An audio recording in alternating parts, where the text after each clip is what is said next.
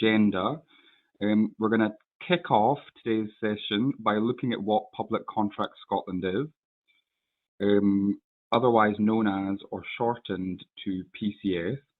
And after this, I will speak about how you can register on PCS, and I'll take you through some of the simple steps which are involved in that process. I'll then discuss the range of different functions of PCS, all the different things that PCS can do for you. Following this, I will discuss a related website which is known as PCS Tender, or PCS-T for short, which is the tendering portal that the Scottish Government will be using for the administration of the tendering process for climate justice. I'm then going to start speaking about consortium bidding, including what a consortium is, how suppliers could use a consortium to bid for this tender opportunity, before finishing the session off by going through some case studies and where you can access further support. And just as a reminder, before we get started, there will be time for questions at the end of this session, but I believe you can also ask them using the chat function throughout. So what is Public Contracts Scotland? You might have heard of this many times before, but you weren't too sure, or you just have a vague idea, or perhaps you have no idea what it is, and you just don't know where to begin. Public Contracts Scotland, or PCS, is the national default advertising portal for all contract opportunities which are published by Scottish public bodies. It's now very well established, and certainly I've been using it for the bulk of my career. It was first used in 2008. And one thing that's very helpful is that you can set up alerts on the website which notify you when relevant tender opportunities are published. And you will also sometimes find subcontracting opportunities which are published by contractors who win large opportunities. And PCS is key to enabling the Scottish public sector achieve best value for money when tendering by exposing the majority of contract opportunities to an open and a transparent competitive process. It encourages economic growth. Oh, I think there's a bit of an echo there, so for whoever's, can you mute, please? It encourages economic growth through developing a competitive market environment in which suppliers have easy access to all essential information on business opportunities which are available with the public sector in Scotland. And to find PCS, all you need to do is visit www.publiccontractscotland, that's all one word, .gov.uk. Alternatively, and if you're like me, you would be using a search engine and you type in PCS or Public Contracts Scotland. So the registration process for PCS is designed to be simple and quick, and you'll see noted on this slide that there's also a help desk if you need some technical support. To register on PCS, you must first visit the PCS homepage, and you'll find that by typing in the website address that I just gave you, which for the avoidance of doubt is www.publiccontractscotland.gov.uk. At any point on the website, if you click on the logo, the PCS logo at the top there, it will take you back to the homepage. And you'll see on this slide that I've highlighted two different ways that you can register for PCS, either by clicking the free registration as a supplier or buyer button, or by clicking the register button in the top right hand corner of the page there next to login. So this is the registration page for PCS, and it's titled Supplier Registration, as you can see there. The first part of the page, which is titled User Information, It asks very basic details, including your first and last name and for your phone number. This can either be your personal business number, or it could be the main number for your organization. And the second part of this page, organization details, asks for details such as your job title, your organization name and address, which is typically the registered office of your business. You'll also be asked for what's called a NUTS code. Now, this just refers to a particular code for the region in which you're based. So there would be a particular region of Scotland that you would have to select. And then to find the Scottish regions, you'll just need to open the menu up and then scroll to near the bottom. On the registration page, you will also be asked to confirm whether you are a third sector organisation, such as a charity, a supported business, or social enterprise. And by clicking this box, you'll see that there are various options that you can then select. You'll also be asked for your email address, and one thing that you could consider doing is using a generic email address such as a tenders at or funding at or an info at box, so that the login can then be shared with other members of your team, and it also prevents or helps prevent the situation of having multiple accounts for the same organization. And once you've filled out all these details, you'll be asked to confirm and submit at the bottom of the page there. Once you've completed your initial registration, I'd also recommend setting up what's called an alert profile. And I mentioned previously that one of the key features of PCS is that it will alert you to contracts being published. This only happens if you set up an alert profile, which determines the types of contracts that you're interested in and where. And you will find on the supplier area of the website, there's a section called My Profile, and you click then Alert Profile underneath that. Then you would click Start Creating Your Profile. And at that point, you will have the option of selecting different categories and subcategories of the products and services that you supply. There are many of these, so I'd recommend either using the search function and trying out some different keywords, or finding the relevant main categories and then going through them manually to select what you feel are the most relevant to what you do. You should then add the geographic locations that you're interested in supplying. And if you're finding that you're either getting too many alerts in future or not enough, remember what you select in your alert profile is not set in stone. You can go back, log in, and then amend the categories and locations that you've selected.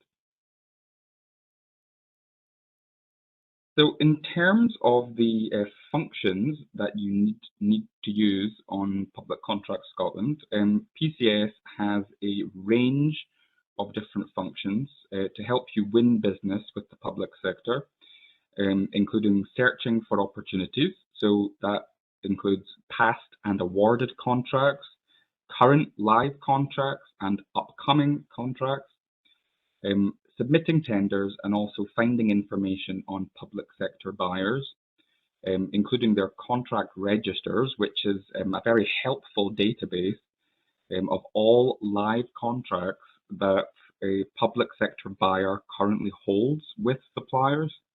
And this is very useful when carrying out market research into potential opportunities.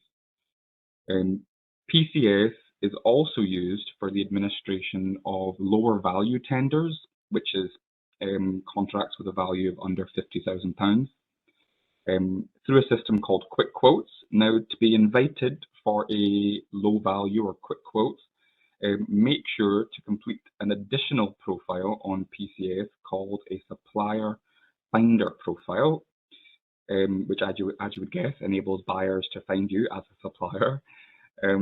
And that profile describes, or briefly describes, what products or services that you supply, and in what locations. You've also got an opportunity through that profile to add in some keywords about what you supply, and this essentially is how buyers then find you on the system. So sometimes public buyers use another related website called PCS Tender, which is shortened to PCS-T, to carry out the procurement exercise. This will be the case for the Climate Justice Communities contract, I believe. And in practice, this means that the tender will first be advertised through Public Contracts Scotland, the website I was just talking about. But then to actually get access to the documents and to respond to the tender, you've got to visit its sister website, PCS-T. So PCS-T essentially makes the whole tendering process electronic. And as I've noted before, it's a totally separate but related website to PCS. If a buyer is using PCS-T to carry out a procurement, then above the contract notice, there will be a notification that they are using PCS-T and not just the regular PCS website. They'll also provide what's called a project code. And then you use that project code to find the contract on PCS-T so you can access the documents and respond. Because PCS-T makes the whole process electronic, it also means that once you fill out particular sections of the tender, which are the same for each tender, the website will retain that information, and it means you won't have to repeat it all for next time. Remember though to double check what you've entered from a previous tender in case any of it has changed. And before we move on to look at PCS-T in more detail, please note that you need to register for PCS-T separately. You can, however, once you have registered for both sites, pair the different accounts. The initial PCS-T registration is, like PCS, very simple. You do have the option on PCS-T to add additional information, which will then pre-populate your tender response if you are tendering for a contract using the site. So this is the PCS-T homepage, and you'll find it by entering the URL www.publictenderscotland.publiccontractscotland.gov.uk. So that's a bit of a mouthful. So alternatively, you can also find it by searching PCS-T using a search engine like Google. And to the left there, you'll be prompted for a login, or you will see underneath the login, there's the option to register as a supplier. Once you log in, you'll be directed to this page. In terms of finding opportunities on PCS-T, there are two different types, ITTs and PQQs. So sometimes buyers use two different stages in a procurement exercise. The objective of the first stage, known as a PQQ or pre-qualification questionnaire, is to assess the eligibility of suppliers. An ITT, on the other hand, is the second stage of the procurement, or the only stage, which is a lot more common. And the first arrows on the left there are where you'll need to click to find the contracts that you were first alerted to on PCS. And on this page, you will see a link to the help desk in case you've got any technical website inquiries. And you can also manage your profile, which you set up as part of your initial registration. So on this slide, you'll see a screenshot of where you will find all the current ITTs on PCS Tender. And to find a specific ITT, you can filter the results using the filtering option just above the list there. And the easiest way to do this, as I mentioned, is to use what's called a project code for the opportunity. listed on the opportunity notice on PCS, which I spoke about before. You'll find the project code above the contract notice on PCS. On the contract summary page, there is a warning or notification above the summary which will notify you that the buyer is using PCS-T to carry out the tender administration, not just PCS. And once you've found the particular opportunity that you're looking for, click on it and express an interest. And once you do this, the contracts that you've expressed an interest in will be moved to the My TTs section. So this is what you'll see when you click on a contract that you've found, and you'll be able to express an interest on the contract. And on the expressing an interest page, you'll also see the title of the contract as well as information on the deadline and the express an interest button, which is shown there in green. And to submit a tender on PCS-T, assuming that you've already expressed an interest, you need to go to My ITTs. Once you've found the contract that you expressed an interest in, click on it to access the tender submission page. And this slide shows a screenshot of what the tender submission page on PCS-T looks like. It's worth first highlighting the Buyer Attachments tab, which is typically where you'll find the tender documentation that you should download and read, like the specification of the contract. However, sometimes buyers also attach documents to individual questions as well. The second arrow is pointing to My Response, and this is an electronic form to be completed. So this slide shows a screenshot of a part of the electronic response form on PCS-T. The response form will be downloaded into different parts, such as the qualification response, technical response, and commercial response. The qualification response is an electronic version of what's called the single procurement document. So that's your eligibility type questions. The technical response is referring to the quality section of your tender, so how you will deliver the contract requirements. And the commercial response is the price section. Although a lot of what you will need to complete is built into the electronic form, you will often also have to upload some completed attachments as well. And one thing worth noting is that PCS-T will highlight any fields on the form which are mandatory, which is really helpful.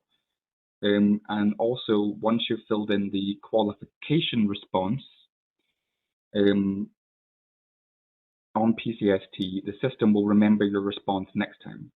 And just remember to double check when tendering again in case anything has been updated. And finally, you'll see an arrow pointing to create response, and this is what you'll need to start editing the response form. On PCS-T, you can also ask clarification questions, and if you've got any questions about tender, you'll often have a specific deadline to do this, around a week or so before the actual tender deadline, to give buyers time to respond to you. It's worth noting that the answers to your questions will be visible to all organisations that have expressed an interest in the opportunity, in order to make the process as fair as possible. The other bidders, though, will not find out who asked the question, however. But don't be shy about asking any questions. Ask and get the clarity you need. So I'm now going to speak about consortium bidding. And to start off, here's a definition of consortium. In terms of procurement in Scotland, when you see references to a consortium, what the buyer is referring to is a situation where suppliers bid for contracts as a partnership, but there is no lead organization, and if successful, each provider will hold separate contracts with the buying organization. It is important to note, however, that there are in fact lots of different, more formal types of collaboration, which do not fall within this quite strict definition, which I'll also be detailing today. The term consortium is often used in a more kind of wider sense, or a much wider sense, to cover the other forms of collaboration I'll be discussing. It can, as a result, be a little bit confusing, but for the avoidance of doubt, I'm going to be referring to informal consortium to cover the definition which is used by Scottish procurement. So in the wider sense, a consortium could therefore be defined as merely two or more organisations working together to deliver services through a formal arrangement such as a tendered contract. So in this slide, you'll see the many different variations of collaborating on a tender. And usually these forms of collaboration involve formal or legal arrangements agreed between the partner organisations. So firstly, you've got managing agents.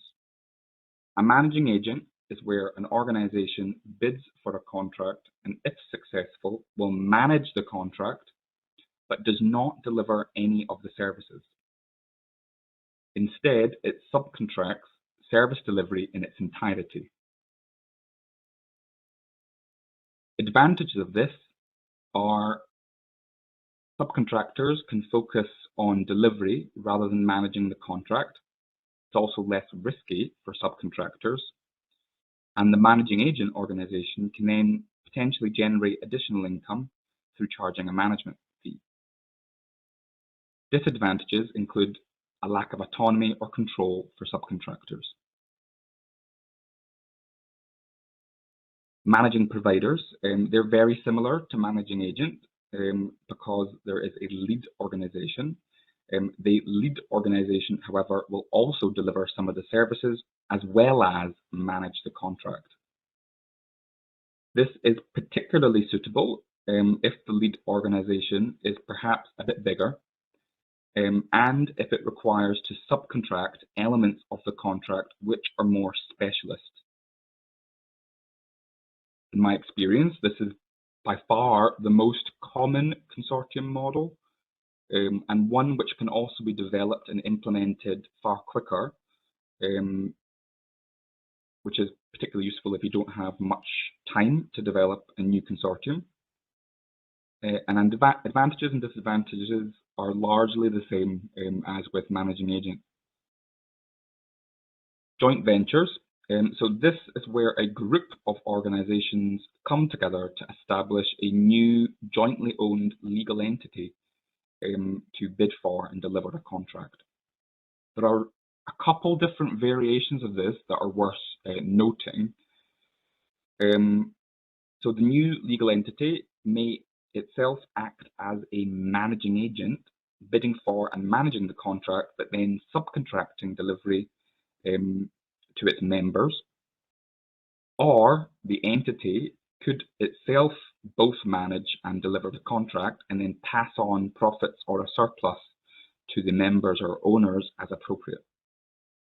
And one of the main types of this type of consortium is a consortium cooperative, which enshrines equal ownership and control, no matter the size of the member organisations. One challenge of establishing a new legal entity is that it has no financial history.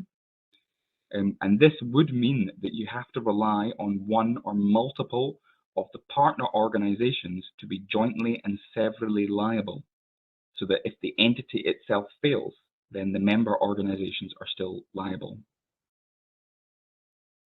The joint venture can also itself act as a subcontractor. So you might want to have an established organization act as lead because it makes it easier to pass the financial tests, and then the joint venture can subcontract. And advantages of this model include limitation of liability and risk, and it could also ensure equal decision making and control. And disadvantages include that it can take longer to develop, require additional funding and resource, and there may be ongoing running costs due to the new legal entity being formed. And finally, informal consortium. I mentioned before that the strict definition of consortium in procurement is where a group of organizations bid for a contract, but there is no lead organization and no new legal entity formed. You could refer to this as an informal consortium, and it's different to the scenarios I've already detailed because there's no legal relationship between the different partner organizations. And if successful, each partner will hold a separate contract with the buyer. Advantages include that it can be easier to develop because it doesn't require a lead organization. And disadvantages include a lack of formal structures, which can make it difficult to manage, both for the buyer and for the suppliers or partners. It might also not be preferred by buyers because they have to then deal with multiple contractors rather than one. Finally, it's worth noting that in the scenarios above, you may end up being jointly and severally liable as partners if this is requested by the buying organization as an additional security where one of the partners fails.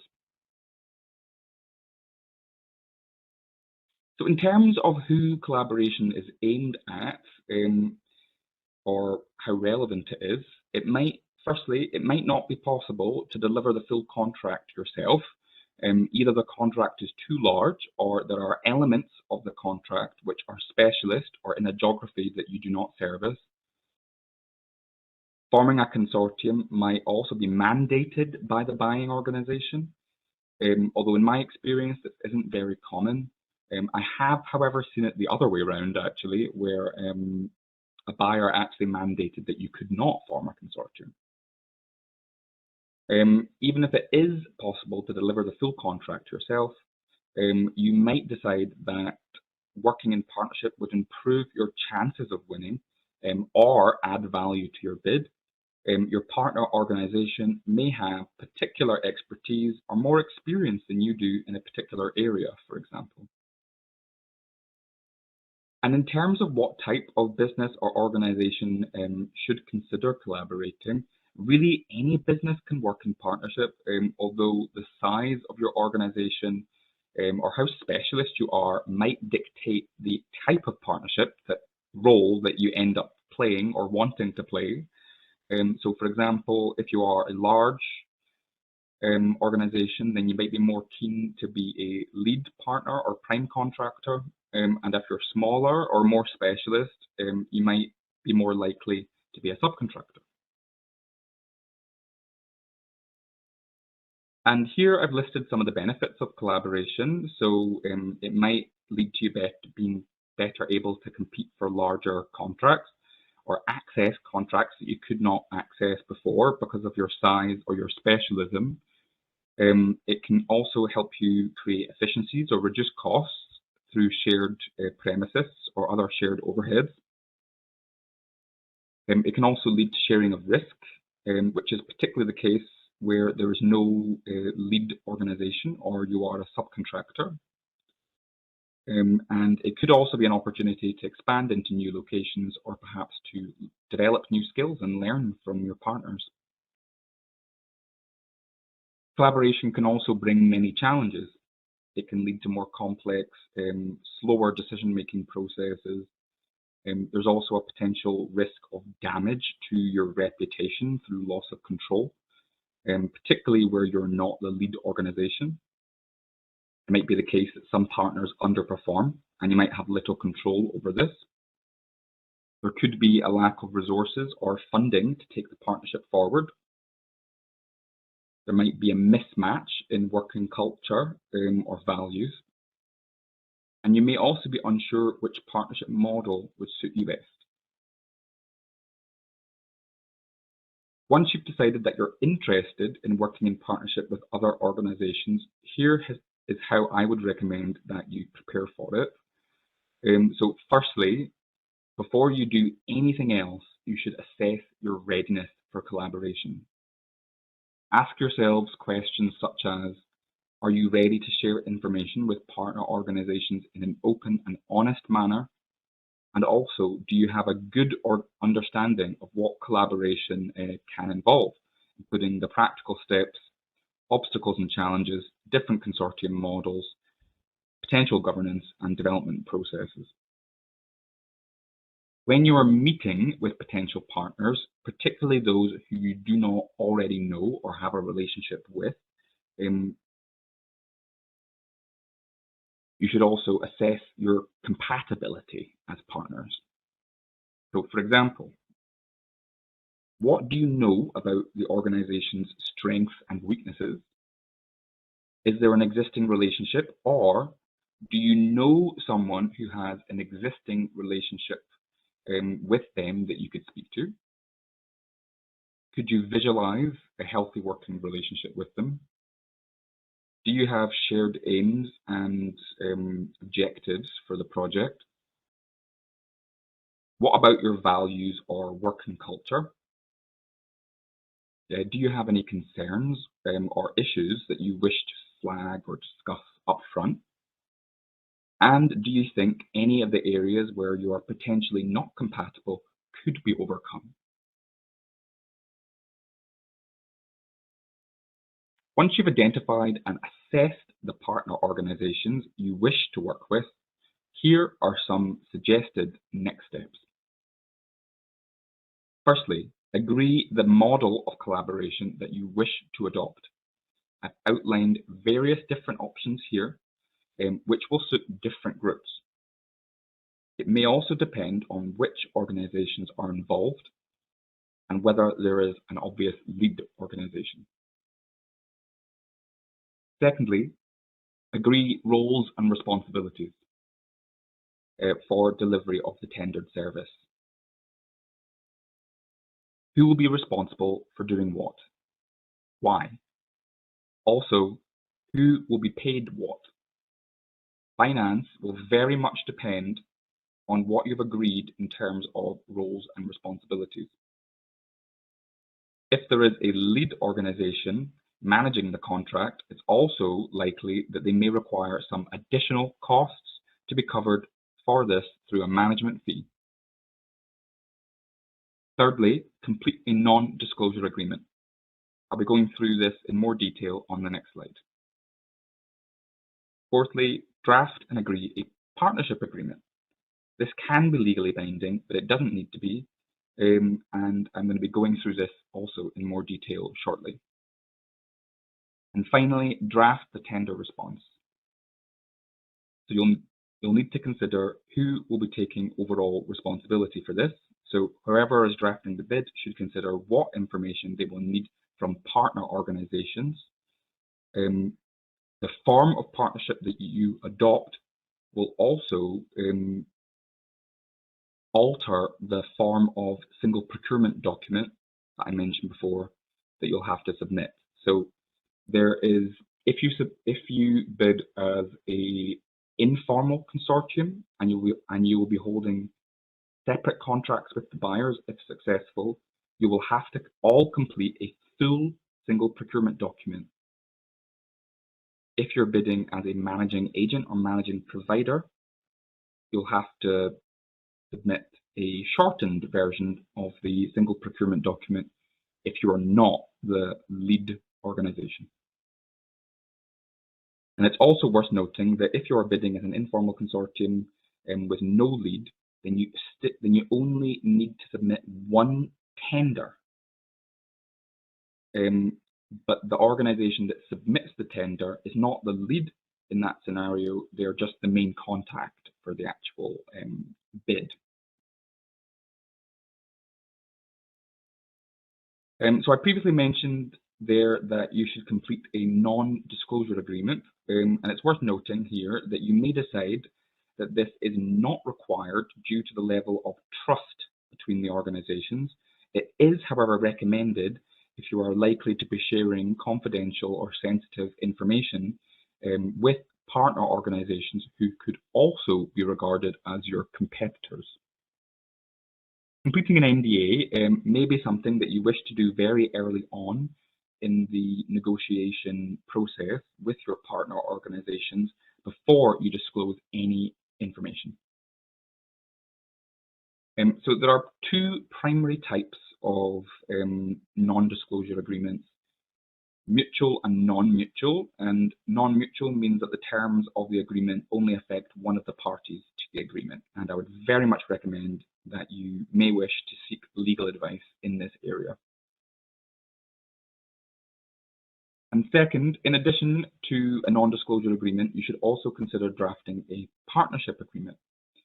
And I've noted on the slide there that this does not necessarily need to be legally binding, but you may wish to make it legally binding in order to provide you with legally enforceable protection. Some clauses that you may want to include in your agreement are who the partners are, what the objectives of the partnership are, and try to be specific. Roles and responsibilities of the partners, again, try to be specific, and how this differs for different partners, if relevant. What the duration of the agreement is. So, for example, if you're tendering for a contract, you may add that it expires once the contract has been delivered, or if you hear that you have been unsuccessful for the tender. What the partnership model is and how the partnership will be managed. How you will communicate with each other as partners and other external organizations that are relevant to your partnership, i.e. your stakeholders. Data protection and confidentiality for information that you're sharing with each other, especially if you don't have a separate non-disclosure agreement. How the agreement will be varied and how the agreement will be terminated. You may wish to also include what's called an exclusivity clause, and this is where the partners agree only to work with each other and no other organization or partnership. This is probably something that you would want to have some legal enforcement on if you think that there is a risk that a partner would sign this but still work with other organizations. Any partnership agreement that you draft and agree could also be adapted if you are successful, or you may wish to look at a far more detailed agreement, for example, a subcontracting agreement, which then replicates many of the legal obligations which the prime contractor is itself subject to with the buyer. Again, I'd strongly recommend you may wish to seek legal advice on partnership agreements. So on this slide, I've provided 4 different case studies of different consortia which have all adopted different models. So in my past life, when I helped run the Partnership for Procurement program, all 4 of these, no, three of these were past clients of mine that I helped to develop and set up. So the first one is Circular Communities Scotland Reuse Consortium. So this is a managing agent consortium. Circular Communities Scotland are the national membership body for recycling and reuse community organisations. It used to be known as CRNS. So a few years ago, they bid for a national framework to supply reuse furniture to local authorities. So they were successful, and as a result, CCS act as a managing agent in that they manage the contract and are the main contact for the buyer, which are the local authorities, but then they subcontract delivery of the services to the members that are involved. So the overall partnership is governed by a non-legally binding partnership agreement, but where local authorities have opted to purchase reuse furniture through this framework, there are individual subcontracting agreements with those partner organisations. The second case study that I've added there is the Fife Employability and Training Consortium, which is a managing provider.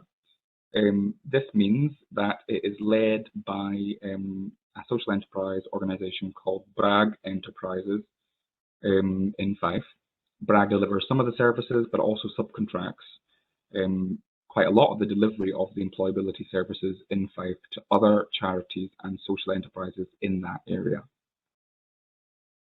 Then you've got Granite Care Consortium. So this is an example of a joint venture and a consortium cooperative. So it's a consortium of care providers in Aberdeen, some third sector, some private sector. And it was formed to bid for a new large social care contract. That contract had combined various different care contracts that Aberdeen City Council had, and that then made it difficult for one supplier to bid it alone.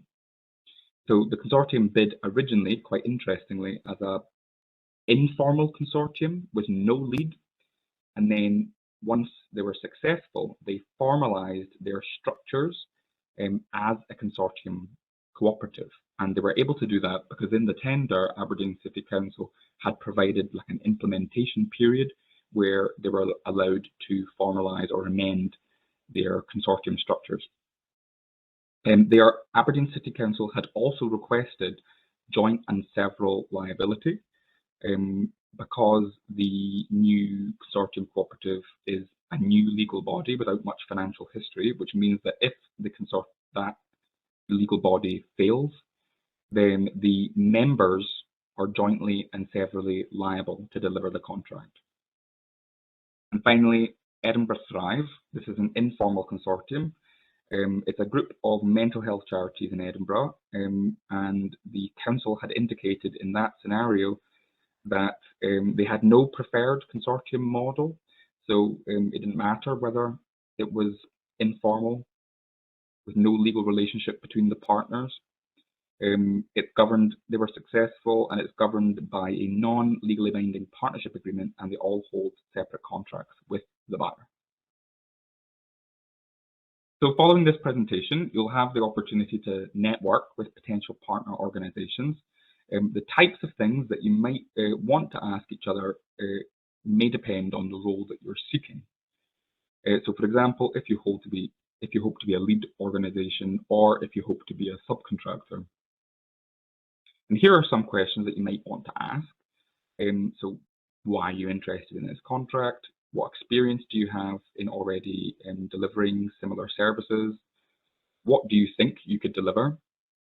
What type of partnership model or role are you seeking? What kind of partner are you looking for? And why should we partner with you? In terms of further support, you've got a huge range of webinars and e-learning that you can access through the Supplier Development Programme. If you're interested in forming a cooperative, you can also access free support through Cooperative Development Scotland, which is part of Scottish Enterprise. If you're a third organisation, you can also access support through the Partnership for Procurement project, or through Just Enterprise, which is the Scottish Government funded business support service for third sector organisations. And you'll see that I've added the various links to the websites here. So that's all from me. And thank you very much for listening, and I'm happy to answer any questions that you've got for what I've covered today.